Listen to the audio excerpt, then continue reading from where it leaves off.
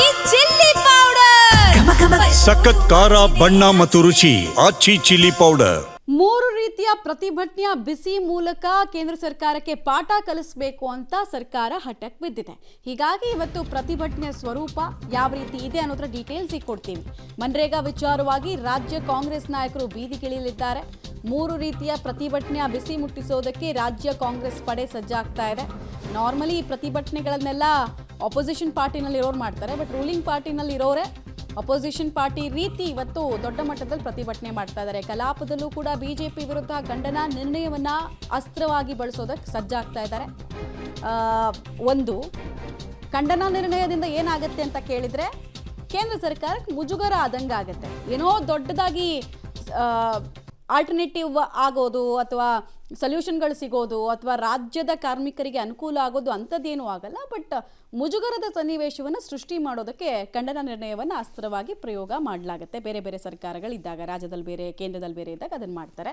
ಇನ್ನೊಂದು ಬೀದಿಗಳಲ್ಲಿ ಹೋರಾಟ, ಜನಾಂದೋಲನದ ರೀತಿಯಲ್ಲಿ ಇದನ್ನು ಮಾಡಬೇಕು ಅಂತ ಕಾಂಗ್ರೆಸ್ ಆಕ್ಷೇಪ ವ್ಯಕ್ತಪಡಿಸ್ತಾ ಇರೋದು ಎರಡು ಪಾಯಿಂಟ್ಗೆ. ಒಂದು, ಮಹಾತ್ಮ ಗಾಂಧೀಜಿಯವರ ಹೆಸರು ಬದಲಾವಣೆ. ಎರಡನೇದು, ಮುಂಚೆಲ್ಲ ಈ ಮನ್ರೇಗಾ ಯೋಜನೆಯಲ್ಲಿ 90% ಹಣವನ್ನು ಕೇಂದ್ರ ಕೊಡಬೇಕಾಗಿತ್ತು, 10% ರಾಜ್ಯ ಭರಿಸಬೇಕಾಗಿತ್ತು. ಬಟ್ ಈಗ 60-40 ಅನುಪಾತದಲ್ಲಿ ದುಡ್ಡನ್ನು ಭರಿಸಿ ಅಂತ ರಾಜ್ಯಕ್ಕೂ ಕೂಡ ಜವಾಬ್ದಾರಿಯನ್ನು ಕೊಟ್ಟಿದ್ದಾರೆ. 40% ನಿಮ್ಮ ಜೇಬಿನ ತೆಗೀರಿ ಅಂತ. ಸೊ ಆರ್ಥಿಕ ಹೊಡೆತ ನಮಗಾಗಲ್ಲ ಅನ್ನೋದು ರಾಜ್ಯ ಸರ್ಕಾರದ ಪಟ್ಟು.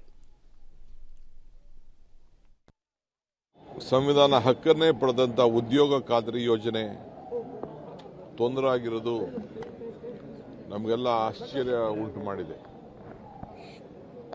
ರಾಷ್ಟ್ರಪಿತ ಮಹಾತ್ಮ ಗಾಂಧೀಜಿಯವರ ಹೆಸರಿನಲ್ಲಿ ಉದ್ಯೋಗ ಖಾತ್ರಿ ಯೋಜನೆಯನ್ನು ಏನು ಹೊಸ ರೂಪುಗೊಂಡು ನಮ್ಮ ಗ್ರಾಮೀಣ ಜನರ ಬದುಕನ್ನು, ಉದ್ಯೋಗದ ಹಕ್ಕನ್ನೇನು ನಮಗೆ ದೊರಕಿತ್ತು, ಅದು ಮೊಟಕಾಗಿರೋದ್ರಿಂದ ನಾವು ಇಡೀ ದೇಶದ ಉದ್ದಗಲೂ ಕೂಡ ಈ ಹೋರಾಟವನ್ನು ನಾವು ಹಮ್ಮಿಕೊಂಡಿದ್ದೇವೆ.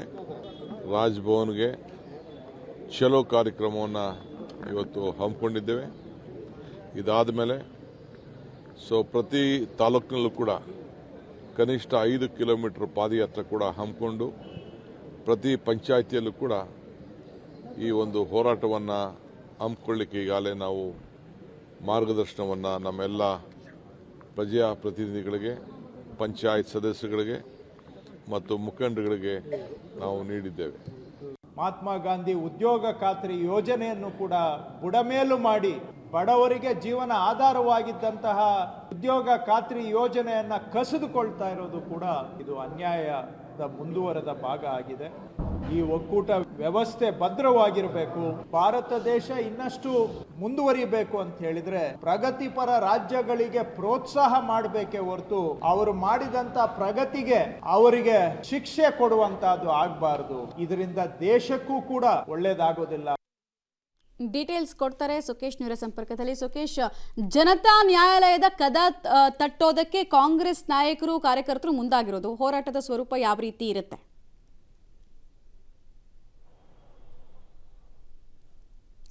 ಸುಕೇಶ್, ತನ್ನ ಧ್ವನಿ ಕೇಳ್ತಾ ಇದ್ರೆ ಫೈನ್ ಮತ್ತೆ ಕನೆಕ್ಟ್ ಮಾಡ್ತೀವಿ.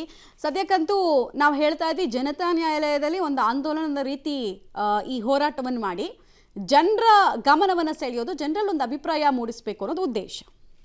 ಡೀಟೇಲ್ಸ್ ಕೊಡ್ತಾರೆ ಸುಕೇಶ್. ನಾನು ಕೇಳ್ತಾ ಇದ್ದೆ, ಜನತಾ ನ್ಯಾಯಾಲಯದಲ್ಲಿ ಹೋರಾಟ ಮಾಡೋದಕ್ಕೆ ಮುಂದಾಗಿದ್ದಾರೆ ಕಾಂಗ್ರೆಸ್ನವರು, ನಿರೀಕ್ಷೆ ಮಾಡದಂತೆ. ಹೋರಾಟದ ಸ್ವರೂಪದ ಬಗ್ಗೆ ಡೀಟೇಲ್ಸ್ ಕೊಡಿ. ಖಂಡಿತ, ಯಾಕಂದರೆ ಈ ವಿಚಾರದಲ್ಲಿ ಅಂದರೆ ಮೊದಲನೇದಾಗಿ ಮಹಾತ್ಮ ಗಾಂಧಿ ಅವರ ಹೆಸರನ್ನ ಬದಲಾಯಿಸಿದ್ರು ಅನ್ನೋದು, ನಂತರ ಇಡೀ ಯೋಜನೆಯನ್ನೇ ಬದಲಾಯಿಸಿದ್ರು. ಹಿಂದೆ 90% ಕೇಂದ್ರ ಕೊಟ್ಟರೆ 10% ಮಾತ್ರ ರಾಜ್ಯಕ್ಕೆ ಇತ್ತು. ಈಗ 60-40 ರೇಷಿಯೋಗೆ ಅದನ್ನು ತಂದು ನಿಲ್ಲಿಸ್ತಾ ಇರುವಂಥದ್ದು. ಇವೆಲ್ಲವೂ ಕೂಡ ಜನಸಾಮಾನ್ಯರಿಗೆ ಮತ್ತು ಸರ್ಕಾರಕ್ಕೂ ಕೂಡ ಬರ್ಡನ್ ಆಗುತ್ತೆ ಇರುವಂಥ ವಿಚಾರವನ್ನು ಮುಂದಿಟ್ಕೊಂಡು ಒಂದು ಹೋರಾಟವನ್ನು ರೂಪಿಸಲಿಕ್ಕೆ ದೇಶಾದ್ಯಂತ ಕಾಂಗ್ರೆಸ್ ಮುಂದಾಗಿರೋದು. ಅದರ ಭಾಗವಾಗಿ ಇವತ್ತು ರಾಜ್ಯದಲ್ಲಿ ಕೂಡ ರಾಜ್ಯ ಕಾಂಗ್ರೆಸ್ ನಾಯಕರುಗಳ ಪ್ರತಿಭಟನೆ ಮತ್ತು ಸರ್ಕಾರದ ಭಾಗವಾಗಿಯೂ ಕೂಡ ಹೋರಾಟ, ಹೀಗೆ ಒಂದು 3 ಹಂತದ ಜನಾಂದೋಲನ ಮಾಡಬೇಕು ಅನ್ನುವಂಥ. ಮೊದಲನೇದಾಗಿ ಇವತ್ತು ಬೃಹತ್ ಪ್ರತಿಭಟನೆ, ಆನಂತರ ರಾಜಭವನ್ ಚಲೋ ಮಾಡಬೇಕು, ರಾಜಭವನ್ಗೆ ಮುತ್ತಿಗೆಗೆ ಮುಂದಾಗಬೇಕು ಅನ್ನುವಂಥ ನಿರ್ಧಾರವನ್ನು ಮಾಡಿದರೆ, ಮತ್ತೆ ಅಧಿವೇಶನವನ್ನು ಕರೆದಿರುವಂಥದ್ದು ವಿಶೇಷ ಅಧಿವೇಶನ, ಜಂಟಿ ಅಧಿವೇಶನದ ಮುಂದುವರೆದ ಭಾಗವಾಗಿ ಮನ್ರೇಗಾ ವಿಚಾರದಲ್ಲಿ, ಜಿ ವಿಚಾರದಲ್ಲಿ ಒಂದು ಚರ್ಚೆಗಳಾಗಬೇಕು. ಅನಂತರ ಸರ್ಕಾರ ಇದಕ್ಕೆ ಒಂದು ಖಂಡನ ನಿರ್ಣಯವನ್ನು ಮಂಡಿಸಿ ಅದನ್ನು ಪಾಸ್ ಮಾಡಿಕೊಳ್ಬೇಕು ಅನ್ನುವಂಥದ್ದು ಕೂಡ ಉದ್ದೇಶ ಇರುವಂಥದ್ದು. ಹಾಗಾಗಿ ಕಡೆಯ 3 ದಿನಗಳ ಅಧಿವೇಶನದ ಭಾಗವೂ ಕೂಡ ಇದರ ವಿಚಾರದಲ್ಲೇ ಇರುತ್ತೆ. ಹಾಗಾಗಿ ಒಂದು ಬಹಿರಂಗವಾಗಿ ಕೂಡ ಜನಾಭಿಪ್ರಾಯ ಕೂಡ ಮೂಡಿಸುವಂಥ ನಿಟ್ಟಿನಲ್ಲಿ ಇವತ್ತು ಫ್ರೀಡಂ ಪಾರ್ಕ್ನಲ್ಲಿ ಬೃಹತ್ ಪ್ರತಿಭಟನೆಯನ್ನು ಕೂಡ ಕಾಂಗ್ರೆಸ್ ಹಮ್ಮಿಕೊಂಡಿರುವಂಥದ್ದು. ಆನಂತರ ರಾಜಭವನಕ್ಕೆ ಹೋಗಿ ಮುತ್ತಿಗೆ ಹಾಕುವ ಪ್ರಯತ್ನಕ್ಕೂ ಕೂಡ ಮುಂದಾಗುವಂಥ ಸಾಧ್ಯತೆ ಇದೆ.